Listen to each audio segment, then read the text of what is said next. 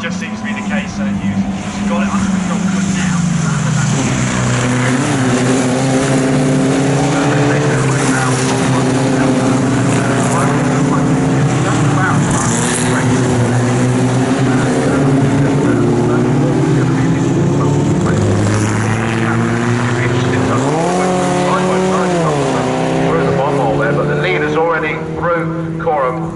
Onto the brakes, locking up a little bit there, as we saw him do a lot yesterday actually into Murray's, our leader John Hughes, but he is stretching his legs away from the black car of Peter Studer, number 55 there in second. Then it's a surprising gap to Gavin Buckley, who with a pair of fourth places yesterday, he'll be hoping that he can go that step higher in the grand final, the one that matters, and get himself on the podium. But he's got a recovering Maurice Gloucester that's determined to not relinquish a good step on the podium that he enjoyed yesterday. Yeah, absolutely. Gloucester's going to be on full charge, full attack. He knows he should be in and around battling that podium, and he's going to try and make that into full effect. He is absolutely right. So they make their way up to and around Wilson, which is largely out of our shot. We haven't got cameras that cover that either, sadly. And down the straight, behind the barrier still, so we can't make out who it is. We can just see the tops of their roll bars, basically. And through Palmer, into the infield. Now they come back into our sight. And Studer seems to have closed back in on Hughes a little bit there at the lead. Bit Noah's Ark, 2 by 2 as it stands at the moment. The front two making their way through the left-hand hairpin on the infield of Agostini, with the black car Studer loitering with intent, I think is fair to say. He's not quite in striking distance. Up into third has gone the orange car of Maurice Gloucester, 94. I think that, in fairness, that looked like that was a when not if, wasn't it, anyway? Yeah, absolutely. It was still a nice move, take nothing away from it. He's now up into third place, the orange car. And he's probably done some damage limitation, because he can see the 2 cars ahead of him there. Yes, there's a gap, but it's not insurmountable, is it? It's definitely catchable, that's for sure. So he will now be determined to push on and go for that second place, and could even challenge for the win. He could, because John Hughes is not getting it his own way. But has he got that issue again where he's able to hold it in fourth? He said that in the rain in the second race, it was quite good, because through the fast corners, like Coram, he was actually able to take it in first.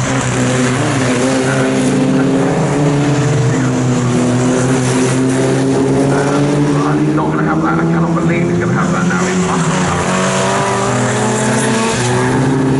So he's still got the issue.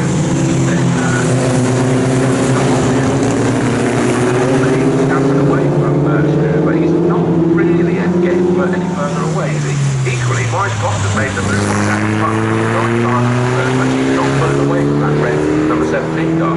Both the first and third place cars are not having it their own way, as you say. The more battling they do, the more time they cost each other. So they've both got to keep their heads down and just keep putting in those good laps. They do. We're about third race distance already gone. Just over 10 minutes left to go. And I'm trying to remember, what did we got? So we get to, in race 1 we had 7 laps, didn't we? So I'd imagine we're probably going to be looking around that. We had only 6 in the second race because of the inclement weather conditions.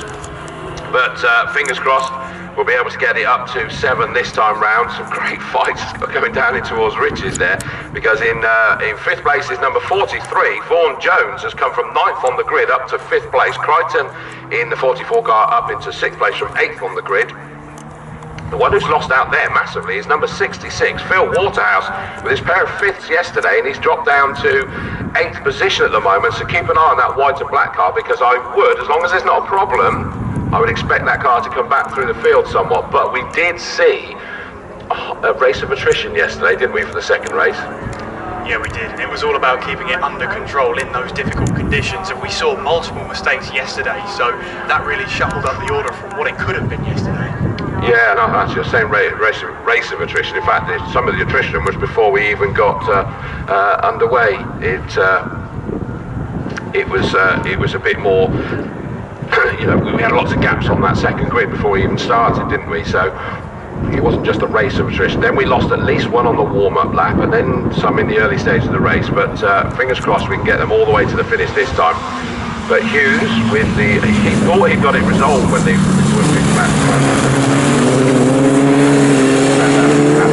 So we'll find out on the podium whether he did this time. I'm not convinced because he's under more pressure than I would expect in the lead that race. Gavin Buckley just ran a little bit wide on the exit. Nelson there didn't kick up dirt, but and just dropped away from Maurice Gloucester. Orange 94 car sat there in third. That gives him a bit more breathing space, but he's not managing to reel in the lead too at the moment, is he?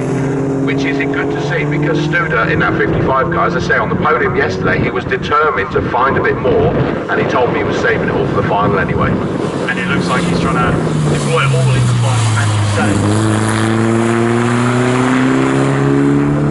Good job trying to extend that lead over Buckley. It's just bit by bit though as they head out down towards turn one. And obviously, as you were saying there, with Buckley running wide at Nelson, that's not the first time he's done that this weekend. That's true, actually. Yeah, he had it. In fact, there was one lap where he found Oggies, didn't he, yesterday? And then did it. Oh, someone talking of somebody doing it at Nelson. Is that your commentator's curse again there? That somebody. That looked like the 83 of Walsh there. Yeah, I think you're right, isn't it? Because he's the one that's still ran at the back, and he just lost it there. So it goes to show it is very, very greasy, and you can lose these on even steady laps as well. Not just pushing it that little bit too hard, as the leaders make their way towards Hamilton for the fourth time. We've got 7 minutes left in this race, so we're over half race distance now. And it does look to me as though Hughes is starting to stretch his legs again, but we have seen it. Great three-car fight making its way towards Agostini at the moment. I think that might be the 66 car of Waterhouse trying to fight his way back through this field, and he's got past Crichton now, and that would make sense, which means Richards, or is it Richards that's there? Let me just double check. No, the Richards car must have lost a couple of places in the middle of that somewhere as well. Yes, because he's behind Crichton now, but at the end of that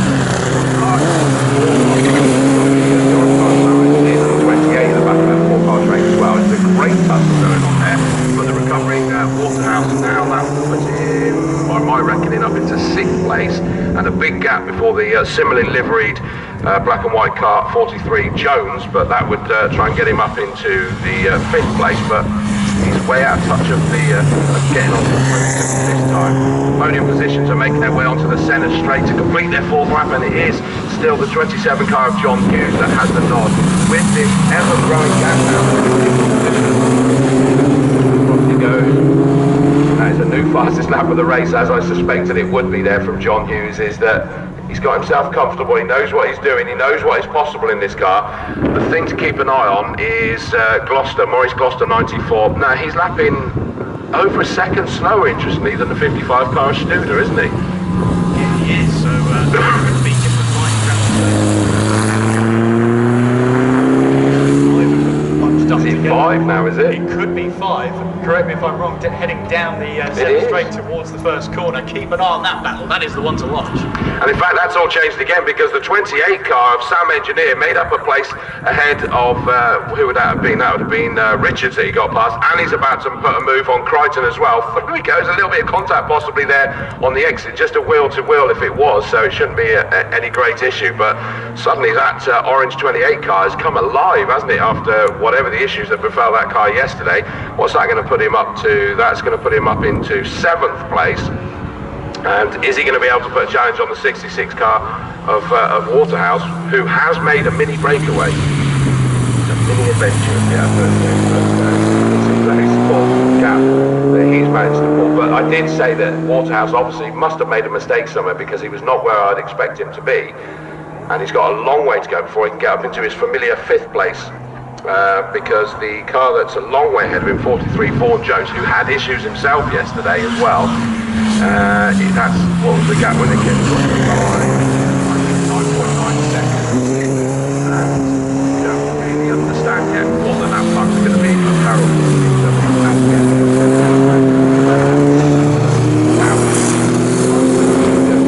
There's just been a black and white flag awarded to number 83 of Oxford driving standards. I'm assuming that was the pirouette, so they're obviously quite tight on the driving standards. We saw this yesterday, didn't we, on that, when Buckley had the spin, so clearly it's almost like, you know, when you go on a racing school experience, spin again, if you do it again, you're off. I don't know whether they kind of have that in here, and they're quite strict about it. So the 83 Walsh, yeah, warned about pirouette. Through goes the leader. They don't care. 5 laps to bring this 3 minutes 30 going to the roster. But that's how Hughes. Is he going to take this crowd of the V Festival? Let's hope that there's no incorrect scrutineering call this time on the final lap to drag him into the pits. I think he'd ignore it this time, to be honest, and let it fight afterwards and see whether it was right or not. But that is a shame, and he's going to be determined to bring this one home. Studer's not really got an answer for him at the moment. Now, interestingly, Gloucester is now lapping quicker than Studer, but that's a big gap to make up. Surely. This is going across the start finish line, the number 80. That is of Can under pressure. Well, I wonder whether that was a mistake as well that time for Richard, 65, because he's lost out there. That was a mistake. I think that was Crichton there, number 44, going into the first corner. There was a little bit of a lock-up, a little bit twitchy on it on entry, the smoke out the back, so a little bit of a lock-up there. So he'll be hoping that doesn't affect him too much. Then just 2 minutes and 20 seconds to go. Yeah, they do look like they're quite easy to lock up, don't they, these cars? They do. I guess, you know, if they're that light, that's where it changed, I suppose. Put me or you in one of the cars, they wouldn't be quite so light anymore, would they? I'm dragging you down with me, Kieran. If I'm going to abuse myself, you're taking the flak as well. But through into Nelson, Wendy's our leader. They managed to put a lap on him. Second place car, Studer has done that as well. And next is going to be the orange 24 car, Maurice Gloucester is going to try and put a lap without compromising this time if he can help it, because he was starting to slowly reel in the Studer car ahead of him. But John Hughes comes into Murray's for the penultimate time. With 1.5 minutes, he's going to start his final lap this time round. So it is going to be the 7-lap race that we saw for the first race yesterday. Here comes John Hughes. He's got this comfortable lead. What was it last time? 3.361 was the gap between first and second. Last time, what have we got? I think it's gone out even further. It is 5.4.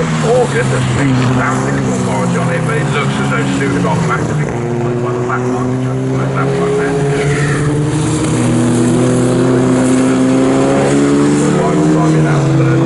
He's managed to fend off the Irish driver Buckley, hasn't he? We thought that was going to stay tight for a while, didn't we? We did. I wonder if Gloucester's going to be a little bit disappointed. Obviously, it could have been not enough revs off the start-finish line. Then he over-revved it, trying to pull away from his grid position, which gave him the wheel spin and dropped all the way down to 6th place. But so far, it's been a good recovery drive from Gloucester. But what could have been?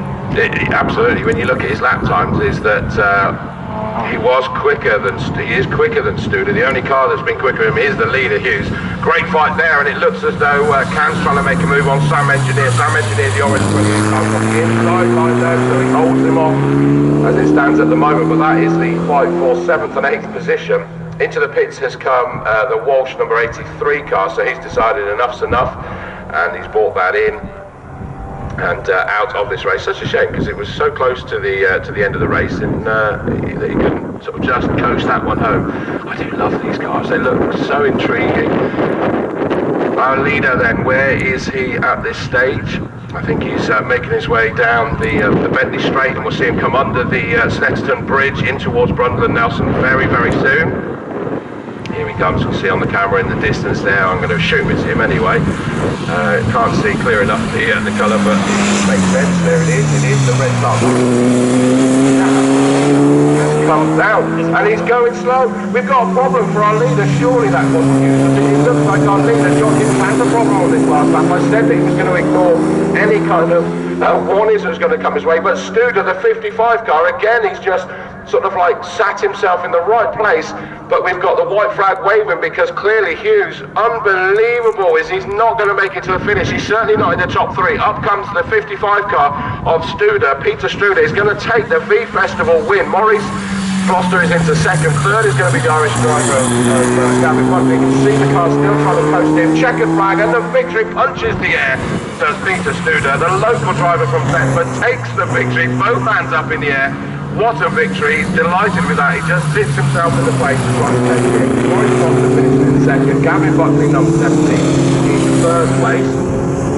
And you can see on the outside of Coram is the heartbroken and heartbreaking sight of the John Hughes all the way that close to the checkered flag and the victory in the V Festival. For the second time, he's now had it snatched away from him. Here comes the number 43 car into fourth place now for Vaughan Jones. Fifth again is going to be Phil Waterhouse. He's loved fifth position, hasn't he? And he's inherited it again here. Hughes isn't even going to be able to just snake this one home. And with Can in number 80 did manage to get past the 28 car of Engineer. Sam Engineer number 28 in 7th. So sixth to Cam, 7th to Engineer, 8th goes to 40 to 44 Crichton. The other Anglesey Circuit, manager of Anglesey Circuit. There goes the 65 car of Richards, and it means that the next car that's going to finish